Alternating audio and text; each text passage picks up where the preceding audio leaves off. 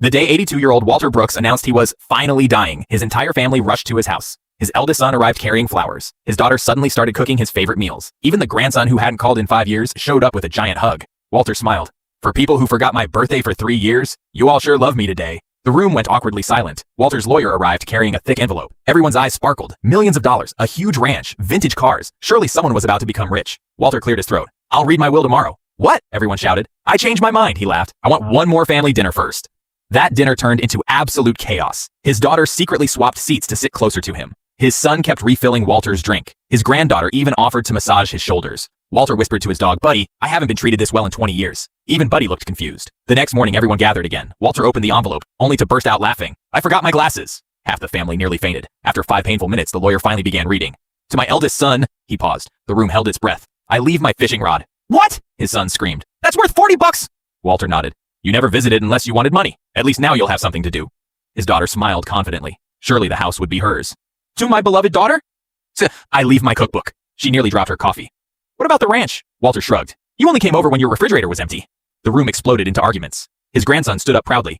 "Grandpa, I never wanted your money." Walter smiled. "Really? Of course not. But if nobody wants the Mustang, I'll take it." Walter laughed so hard he started coughing. Then his face suddenly turned serious. "There is one final inheritance."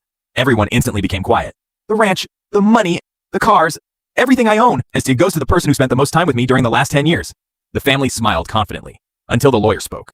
"That person is Buddy, the golden retriever." The room froze. Walter grinned. "Buddy never asked me for money. He never lied. He never disappeared after borrowing cash. He simply stayed." His son shouted, "A dog can't own a ranch." Walter nodded. "Correct. Which is why Buddy already has a legal caretaker."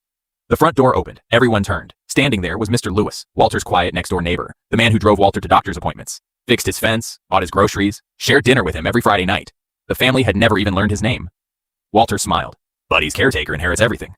The room erupted. His children accused Mr. Lewis of manipulating Walter. The lawyer calmly placed 20 years of receipts, medical records, and photographs on the table. Every hospital visit, every repair, every holiday, every birthday. The proof was undeniable. Walter looked around the room one last time. "You all came because I was about to die."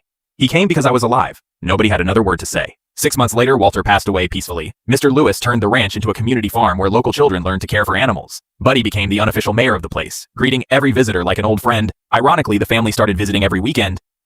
But for the first time in years, there was nothing left to take. Sometimes your greatest inheritance isn't earned by being family, it's earned by simply being there when someone needs you. If you enjoyed this story, please like this video and subscribe to Split Tales for more stories. Until next time, every story has 2 sides.